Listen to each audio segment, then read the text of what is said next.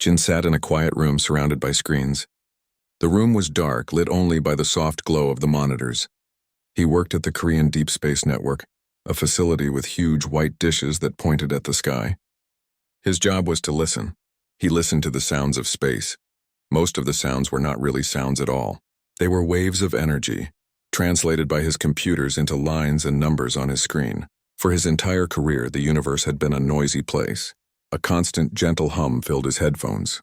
It was the sound of stars singing, of pulsars beating like distant hearts, of gas clouds whispering secrets from far, far away. Humanity had been sending its own messages out into that noise for a long time. They sent music and pictures of our planet and friendly words in many languages. They said, "Hello, we are here. Is anyone else there?" They hoped that one day someone would answer, but someone was already listening. Far beyond the orbit of Pluto, in the cold and dark of the Oort cloud, a fleet of ships hung in the void. They were not human ships. They were long and sleek, the color of old bone. They did not move. They simply watched. This was the Xylosian hegemony. They were an ancient people, and they had been watching Earth for 100 years. On the largest ship, the one the humans would call a command ship, stood Speaker Kalarn. He was tall and thin, with skin that looked like polished stone. His large black eyes watched a screen that showed the planet Earth. It was a beautiful blue and white marble. "They are so loud," Kalarn said, his voice a dry rustle. "They shout into the darkness without a care for who might be listening." One of his junior officers stood nearby. "Their technology is primitive, Speaker, but it grows quickly, faster than any species we have recorded." Kalarn waved a long-fingered hand. "Speed is not wisdom. Look at them." The screen showed images of human cities, but also of human wars. It showed great art and music, but also pollution and chaos. They are a contradiction. They build beautiful things and then they use them to destroy each other. They are a volatile species, a promising one perhaps, but flawed. The plan was not to invade. Not yet. The plan was for a soft quarantine. They would show humanity its place. They would demonstrate a power so far beyond human understanding that it would break their spirit. The humans would be confined to their solar system, a specimen in a jar, until the Xylosians decided what to do with them. "The demonstration is ready." "Speaker," the officer said. "Proceed," Kalarn said. He felt a flicker of satisfaction. This was always the most interesting part of observing a new species. The moment they realized they were not alone and that they were not the masters of their own fate. Back on Earth, Jin was drinking coffee. It was a slow night. The lines on his screen danced with their usual familiar patterns. The hum in his headphones was a comfort. It was the sound of a living universe. Then, something strange happened. A warning light flashed on one of his secondary monitors. It was the link to the lunar colony, Armstrong Base. The signal strength dropped to 0. Instantly. Jin sat up straight. "Weird," he muttered to himself. He tapped at his keyboard, running a diagnostic. Maybe it was a problem on his end. A faulty relay. Before the diagnostic could finish, another light flashed. Then another. And another. Mars Base, the orbital habitats, the communication satellites, the global positioning network. One by one, every single human object in space went silent. The data stream from the entire solar system outside of Earth's atmosphere simply vanished. A cold knot tightened in Jin's stomach. This was not a coincidence. This was an attack. He grabbed his comms unit. "Control, this is Deep Space Monitoring. We are experiencing a total loss of extraterrestrial comms. I repeat, a total loss. It is not local. It is system-wide." The voice from Control was tense. "Confirmed, Jin. We see it too. We're trying to find the cause. Stand by." But Jin was not looking at the human signals anymore. His eyes were fixed on his main screen, the one that showed the background noise of the universe. The gentle hum of a billion distant stars. The line on the screen was going flat. At first, it was just a small dip. He thought it was a glitch, a problem with the big dish outside. But the dip became a plunge. The constant radio wave static from the galaxy, the faint echo of the Big Bang itself, was disappearing. It was as if someone was turning down the volume on the universe. He ripped off his headphones. The gentle hiss was gone. There was only silence. His hands flew across the keyboard, his heart hammering against his ribs. He pulled up the data logs, checking the timestamps. He calculated the speed at which the silence was spreading. It was impossible. It was moving faster than light. It washed over the solar system like a wave, silencing everything in its path. He watched the clock. From the first moment the lunar signal dropped to the moment the very last distant quasar was muted, exactly 14 minutes passed. The stars did not just go quiet for Earth. For this little pocket of space, the stars had been erased. With a shaking hand, he keyed his comms again. His voice was a dry whisper. He had to clear his throat, control the background noise, the cosmic microwave background. It's gone. The stars went silent, all of them. He took a ragged breath. It took 14 minutes. On the Xylosian ship, Speaker Kalarn watched the panic on Earth with mild interest. Their primitive networks were in chaos. Their leaders were probably shouting at each other. It was going exactly as planned. "The dampening field is performing perfectly, Speaker," his officer reported. "Their entire civilization has been deafened and blinded. They are trapped on their world." Kalarn looked at the screen showing Earth. The planet was now just a ball of rock and water, cut off from the universe. A perfect specimen, a perfect prisoner. He allowed himself a small, cold smile. They thought the universe was their friend. They thought it was waiting for their songs and their poems. Now they will learn the truth. The universe is not a friend. It is a cold, silent place, and we are its masters. He watched the silent, isolated planet. He saw the lights of their cities, tiny pinpricks in the darkness. They looked so small, so alone. He had no idea that in a dark room on that small planet, a young man named Jin was already starting to fight back. The terror was real, but it was being pushed aside by something else, something harder. A grim and stubborn need to understand. The silence was not the end. It was the first move in a game humanity did not even know it was playing. And the first move had just been made. Create more chapters, headings, or parts numbers in each par. The silence was a physical weight. In the control room of the Deep Space Network, the air felt thick and dead. The usual electronic chatter, the soft beeps and whirs of machines processing the universe's song, were gone. Now there was only the frantic sound of human voices and the pounding of hearts. Jin's report, "The stars went silent in 14 minutes, shot through the facility like an electric shock." His supervisor, a usually calm man named Mr. Park, was at his side in seconds, his face pale. "Explain," Mr. Park said, his voice tight. Jin's hands trembled as he pointed at his screens. The data was clear. A wave of nothingness had swept through the solar system. It started at the edge and moved inward, silencing everything in its path. Human satellites, the moon base, Mars, and finally, the very background noise of space itself. All gone, all quiet. "It's not a weapon that destroys," Jin stammered. "It's a weapon that erases. It turns off the signals. All of them." Across the planet, chaos was unfolding. News channels, which had lost their satellite feeds, were broadcasting shaky reports from local studios. "A global blackout?" One headline read, "Cyber attack of unprecedented scale," screamed another. Planes were grounded. Shipping lanes were frozen. The world, so connected just minutes before, was breaking into isolated, frightened pieces. In a secure bunker deep underground, Commander Day watched the world fall apart on a wall of monitors. He was a man built of quiet strength, his face lined with the weight of command. He had seen crises before, but never like this. This was not a military attack. It was something else. An aide rushed to his side. "Sir, we've lost all contact with our orbital defense platforms. They're just dead. We're blind." Day did not panic. He had spent his entire career preparing for the unknown. He knew humanity's messages of peace were a hope, not a guarantee. He had argued for years that they also needed a plan for a darker first contact. "Get me the council," Day said, his voice low and steady, "and activate the Gjallarhorn protocol." "Authorization Delta 79er. The aide's eyes widened. Gjallarhorn was a myth, a ghost in the system, never officially acknowledged. It was the backup plan for the end of the world. While world leaders argued and panicked, a different kind of signal went out. It did not travel through the silenced satellites. It traveled through buried fiber optic cables, through secure landlines, through deep-sea wires. It was a whisper in the dark, a call to arms for a war nobody knew was coming. In a hidden shipyard orbiting the moon, but now silent and dark, a ship received that whisper. It was a long, sleek frigate, painted a non-reflective black. Its name was the KRS Dangun. Its commander was Captain Mina. Mina was strapped into her command chair on the bridge. When the silence fell, her ship had gone dead. The lights flickered and died, replaced by dim red emergency bulbs.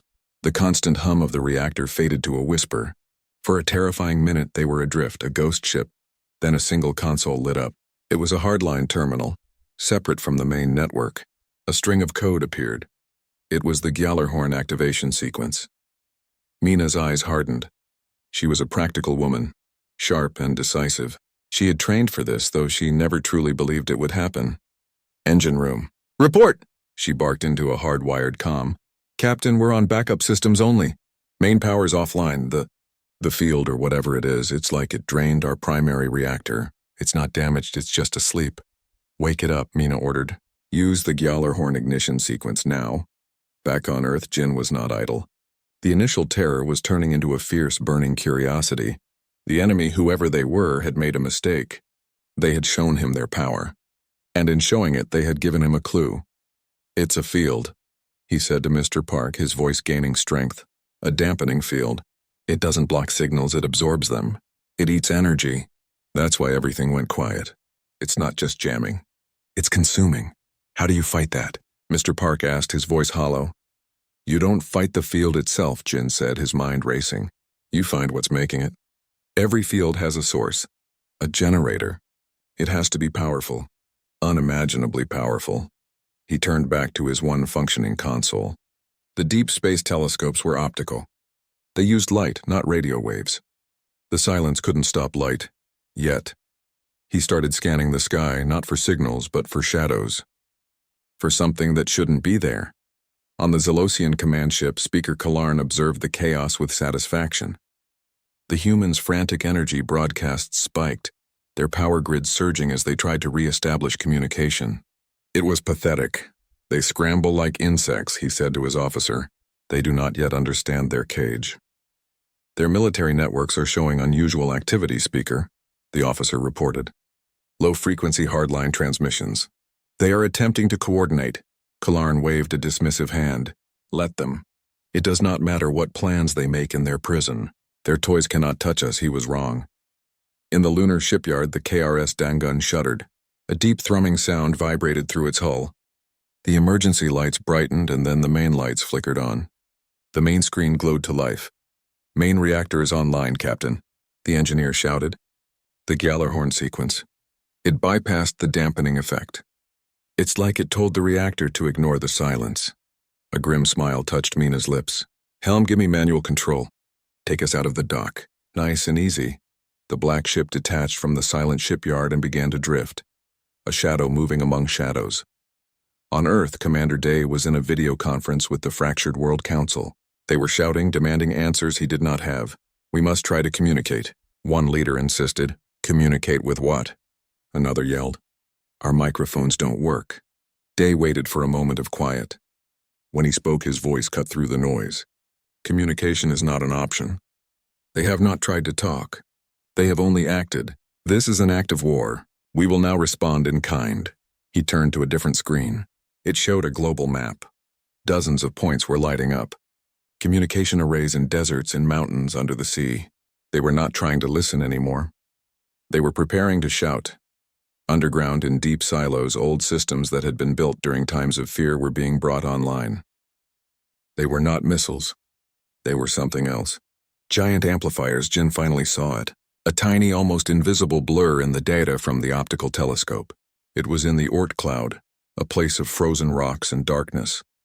It was a gravitational anomaly. The gravity was bent there like light through a lens. Something massive was hiding there, cloaked from sight. He had found them. He sent the coordinates to Commander Day's bunker, his fingers flying across the keyboard. The message was simple. The source. It's here. Day received the data. He looked at the coordinates. Then he looked at the global map, at all the points of light ready to scream into the void. He opened a direct channel to the KRS Dangun. Captain Mina's face appeared on his screen, her expression calm and determined. Captain Mina, Day said, you have your target. You are the tip of the spear. Your mission is to find the source of this silence and break it, Mina nodded. Understood, Commander. She turned to her crew. The Dangun was now fully awake, its systems humming with a new aggressive energy. They were a single ship, alone in the silent dark, pointed towards the edge of everything they knew. The silence had been the enemy's move. Now it was humanity's turn. They were not going to try and talk their way out of the cage. They were going to break the lock. The silence in space was absolute. The KRS Dangan moved like a ghost through the wreckage of human presence. Captain Mina watched the main screen as they passed a communications satellite. It was dark. Its solar panel still pointed at the sun, but it was dead, a tombstone in the void. All systems are green, Captain, her helmsman said. The Gallarhorn protocol is stabilizing our power. But we are completely alone out here. Mina nodded. Stay on course. Stealth systems at maximum. The ship was designed to be hard to see. Its black hull absorbed radar and light. But this was different. They were flying blind into the enemy's territory. Their only map was a set of numbers from a young technician on Earth. The coordinates from Jin on the bridge. Sergeant Chul stood near the door. He was a Marine, not a pilot. His job was to protect the ship and its crew. He held his rifle tightly. He was used to having a mission, a clear enemy to fight. Here there was nothing. Just the endless silent dark. It was worse than any battle he had known. Down on Earth, Jin was moved from his quiet room at the Deep Space Network. He was taken to a secure bunker deep underground. He sat in a new control room, bigger and more advanced. But his job was the same, to listen. Commander Day stood behind him. The enemy thinks we are deaf and blind, Day said. You proved we are not. Now I need you to be our eyes, find a weakness. Jin felt the weight of the world on his shoulders. He looked at his new screens. He had access to everything now. All the remaining telescopes, all the sensor data from the Dangun. He saw the tiny, blurry anomaly in the Oort cloud. The gravitational lensing. It was the only sign of the enemy. The field is still active, Jin said. It's like a blanket smothering everything. But every blanket has a weave. There must be a gap. A place where the field is weaker. He started running new programs. He was not looking for a signal anymore. He was looking for the absence of a signal. He was looking for the shape of the silence itself. On the Xylosian ship, Speaker Kalarn watched the single human ship on his screen. It was a small black vessel, moving slowly through the solar system. He was amused. Look at them, he said to his officer. They send one little ship, like a gnat buzzing towards a giant. Do they hope to sting us? The ship's energy signature is unusual, the officer reported. It is not like their other technology. It is adaptive. It seems to be resisting the dampening field. Kalarn was not worried. A minor curiosity. Their primitive science has stumbled upon a trick. It does not matter. Let them come. Let them see the futility of their actions. He turned his attention back to the planet. The humans were still trying to broadcast. Their weak signals sputtered and died in the dampening field. It was like watching a child trying to shout through a soundproof wall. Meanwhile, on the Dangun, Mina was getting impatient. They had been traveling for hours. The enemy was still far away. Any change in the field? She asked her science officer. None, Captain. It is a constant uniform pressure. It is perfect. Nothing is perfect, Mina replied. There is always a flaw. Just then, a new data packet arrived from Earth. It was from Jin. Mina opened it on her screen. It was a new analysis. Jin had been studying the field's effect on the light from distant stars. He found a pattern, a tiny rhythmic fluctuation. The field was not a solid wall. It was pulsing, like a heartbeat. Every few seconds it strengthened and weakened by a tiny, almost unmeasurable amount. The field generators, Jin's message said. They must cycle their power. It is the only explanation. For a fraction of a second at the bottom of each pulse, the field is at its weakest. It is our only window. He had also found something else. The field was not coming from one point. It was coming from several points around the main anomaly.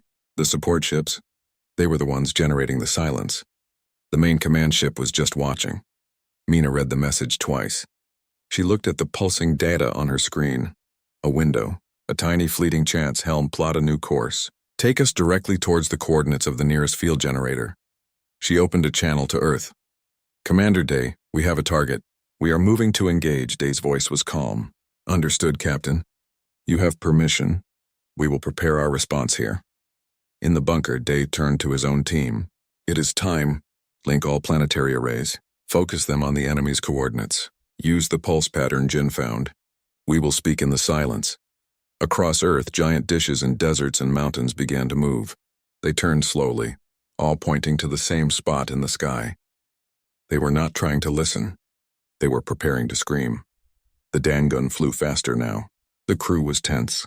They were heading straight for the enemy fleet. On the screen, the gravitational anomaly grew larger. They could not see the ships yet, but they could feel their presence. The silence felt heavier, more oppressive. Sergeant Chol checked his weapon again. He looked at the young faces of the crew. They were scared, but they were determined. He felt a surge of pride. They were not giving up. The Xylosian officer noticed the change. Speaker, the small ship has changed course. It is heading directly for Generator 3 and we are detecting a power buildup on the planet. Their communication arrays are activating. Klarn frowned. This was not according to plan. The humans should be cowed. They should be helpless. Instead, they were fighting back. It was irritating. Destroy the small ship, Klarn ordered, and increase the dampening field around the planet. Crush their little attempt at noise. On the Dangun, a warning alarm blared. Captain, energy spike from the target. They are targeting us! Mina gripped her chair. Evasive action. And ready our weapons. Target the field generator. Fire on my mark. The ship shuddered as it twisted through space. A beam of brilliant red light flashed past the view screen, missing them by kilometers. They know we're here, the helmsman said. Of course they do, Mina said. We are not hiding anymore. We are hunting. She watched the timer on her screen. It was counting down to the next low point in the field's pulse. Their window was only a second long. All weapons prepare to fire. Time to target. 10 seconds. On Earth, Jin watched his instruments. He saw the Dangun signal, a tiny point of light moving towards the enemy. He saw the energy build up from the planetary arrays. Everything was ready. It all depended on 1 second. 5 seconds, Mina said, her voice steady. The Xylosian ship fired again. This time the beam grazed the Dangun's hull. The ship shook violently. Lights flickered, minor damage to the outer hull. We are still operational. 2 seconds. Mina stared at the main screen. The enemy generator was still invisible, but she knew it was there. 1. The timer hit 0. Fire everything, Mina yelled. At that exact moment on Earth, Commander Day gave the order. Now. The Dangun unleashed a full barrage. Kinetic missiles and focused laser beams shot towards the unseen target. And from Earth, a single unified burst of raw power erupted. It was not a message of peace. It was a concentrated blast of every radio frequency, every television broadcast, every radar pulse amplified 1,000,000 times. It was a weaponized scream. It shot towards the sky, timed to hit the enemy fleet at the exact moment the dampening field was at its weakest. For the first time in hours, the silence was broken. On the bridge of the Xylosian command ship, the silent observation deck was suddenly filled with a hellish noise. It was not just sound. It was a physical force, a tsunami of raw, chaotic data. The humans' coordinated blast hit the dampening field at its weakest point, and for a fraction of a second the field tore. The scream poured through the gap. It was 1,000,000,000 voices shouting at once. It was the roar of ancient rock music, the frantic chatter of news broadcasts, the steady ping of radar, the shriek of emergency sirens, and the simple, powerful noise of an entire planet's electronic life. It was not a language the Xylosians understood. It was something worse. It was pure, unfiltered humanity. Speaker Klarn staggered back, his long hands clutching the sides of his head. His large black eyes widened in shock and pain. The noise was not just in his ears. It was in his mind, a psychic static that scrambled his thoughts. Alarms blared across his bridge, their orderly warnings lost in the human cacophony. The field. Generator 3 is failing, his officer yelled, his voice strained. On the main screen, the invisible became visible. The KRS Dangun's barrage, a stream of kinetic slugs and searing lasers, slammed into the now unshielded Xylosian support ship. The ship, which looked like a delicate, bony sculpture, erupted in a silent, brilliant flash of light. One of the pillars of the silence had been shattered. On the Dangun, Captain Mina held onto her chair as the ship rocked. Report. Direct hit. Target is destroyed. The dampening field. It's flickering. Mina saw it on her sensors. The perfect smothering blanket was gone. In its place was a torn and ragged net. The background hum of the universe was returning, faint and broken, but it was there. The stars were beginning to whisper again. "Helm, get us out of here. Full evasive pattern. They'll be targeting us next." The black ship twisted and turned, a minnow fleeing angry wails. Red beams of energy lanced through the space where they had just been. On Earth, Jin watched his screens in awe. The lines that had been flat for hours were jumping. The cosmic background radiation was back. The quiet pulse of a distant pulsar reappeared on his monitor. It was the most beautiful thing he had ever seen. He could also see the Dangun signal, a frantic little light dancing amid a swarm of larger, angrier signals. "They're targeting the Dangun," he said, his voice tight. Commander Day watched from his bunker. The first move was a success. The enemy's perfect weapon was broken. But the battle was not over. He had to get Mina and her crew home. "Send the second message," Day ordered. The message was not a scream this time. It was a single focused pulse, a simple repeating sequence. It was a picture, a very old picture, from the early days of human spaceflight. It was a diagram of a hydrogen atom, a universal symbol of science, and next to it a simple line drawing of a human hand held up, palm outward. It was not a message of peace. It was a message of identity and a warning to stop. On the Xylosian ship, Kalarn saw the message flash on his screen. The simple diagram. The human hand. He understood its meaning. It was a declaration. "We are here. We are the ones you tried to silence." Rage filled him. This was impossible. These primitives, these noisy children, had not only broken his technology, they had mocked him. They had answered his absolute silence with an even louder noise. "Focus all fire on that ship," Kalarn roared, his dry voice cracking. "Destroy it! I want it turned to dust." The Dangun was in a storm of fire. Beams of energy crisscrossed around them. A near miss shook the ship violently. "Port thrusters are hit. We're losing maneuverability," the helmsman shouted. Mina's mind raced. They couldn't outrun them. They couldn't outgun them. They had to be smarter. "Chul, get to the portside airlock. I need you to do something insane." Sergeant Chul, who had been bracing himself near the door, didn't hesitate. "On my way, Captain." He ran from the bridge, his rifle in hand. Mina opened a channel to engineering. "I need a short full-power burst from the main engine. On my mark. Point it directly at the lead ship. Captain, that will drain our reserves. We won't have power to run or fight." "Just do it," Mina ordered. She looked at her screen. The Xylosian command ship was moving forward, its weapons glowing as they charged for a final killing shot. Chul reached the airlock. He put his hand on the outer door control. He understood Mina's plan. It was a desperate gamble. "Engine room ready," a voice crackled over the comm. "Chul, on my mark. Blow the outer hatch. Then get clear." "Understood." Mina took a deep breath. "Mark." On the port side of the Dangun, the outer airlock door exploded open. Air and debris shot out into space. At the same moment, the ship's main engine fired, not for propulsion, but as a weapon. A massive plume of superheated plasma erupted from the stern. The effect was instant and dramatic. The blast of plasma was invisible to most sensors. A cloud of chaotic energy. It wasn't a weapon designed to damage, but to blind. For a few precious seconds, the Xylosian ship's targeting systems were confused by the intense energy cloud and the debris from the airlock. Their killing shot went wide, vaporizing a chunk of the Dangun's already damaged stern but missing the main hull. The Dangun lurched, its lights dying again as the engine shut down. They were adrift, crippled and powerless, but they had bought time. On Earth, Day saw the Dangun signal flicker and almost die. He saw the ship go silent and drift. His face was stone. He had lost good people before, but he would not let it be for nothing. He opened a channel to the entire planet and to the Xylosian fleet.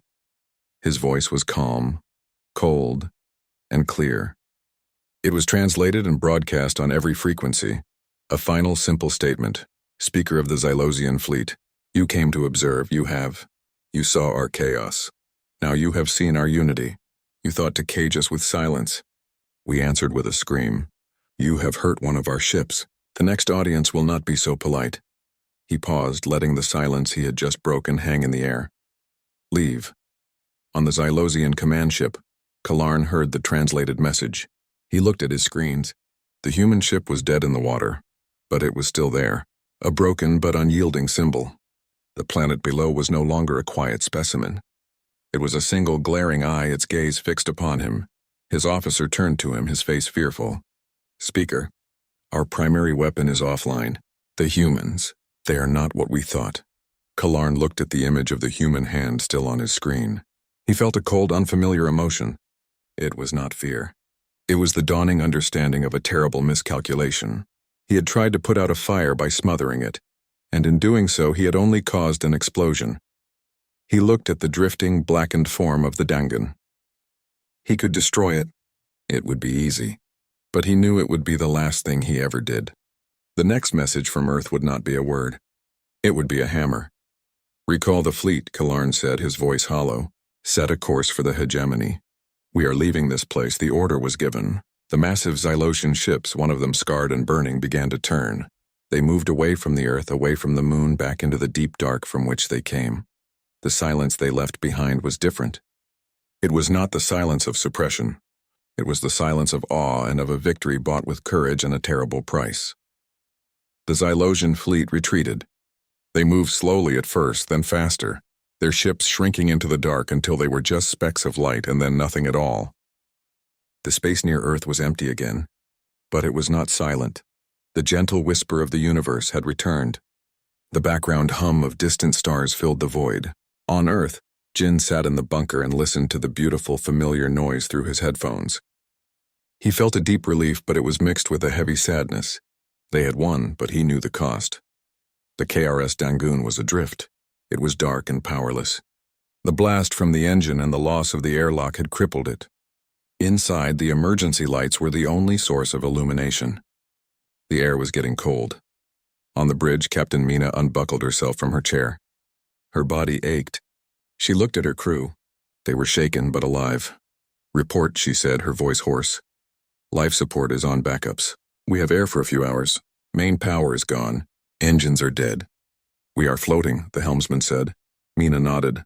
"Is everyone accounted for?" The door to the bridge opened.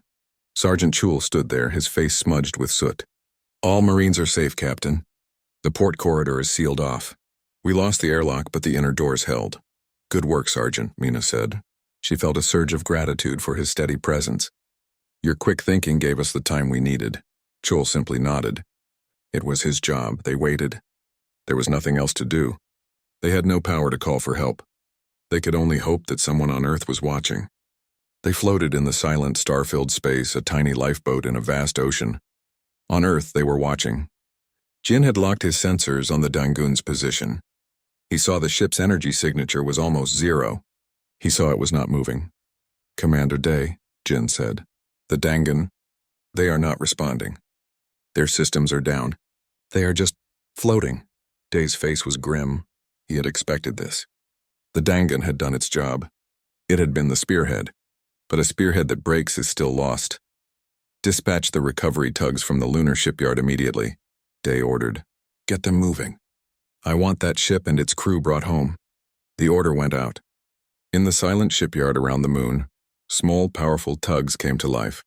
They were not warships. They were workhorses designed for construction and rescue. They detached from the station and began their journey, burning their engines hard towards the Dangoon's last known position. It would take time. Aboard the Dangoon, the crew waited in the cold and the dark. They huddled together for warmth. They talked in low voices. They talked about home. They talked about what they had seen. They had looked into the face of an alien power and they had not looked away. Mina moved through the ship, checking on her people. She saw the fear in their eyes, but she also saw pride. They had done the impossible. After what felt like an eternity, a young ensign at a dead sensor station looked out a viewport.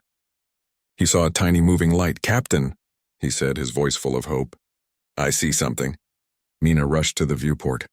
She squinted into the blackness. There, against the field of stars, she saw 3 small lights. They were getting brighter. They were coming closer. Soon they could make out the shapes. 3 bulky, unglamorous tug ships. They were the most beautiful sight any of them had ever seen. The lead tug ship established a laser comm link, a tight beam of light that couldn't be intercepted. "Captain Mina," a calm voice said over the newly established channel. "This is Recovery Tug Chalama. We have you on visual."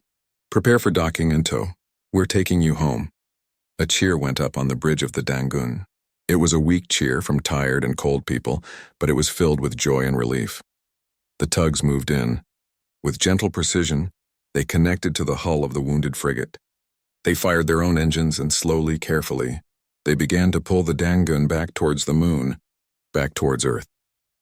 Days later, the KRS Dangun, battered and scarred, was secured in a high orbit around Earth. Captain Mina, Sergeant Chul, and the rest of the crew were welcomed back as heroes. There were parades and speeches, but for the crew, the greatest reward was simply standing under an open sky, feeling the sun on their faces, and knowing they were home. Jin stood with Commander Day, looking out a window at the planet below. The world was already changing.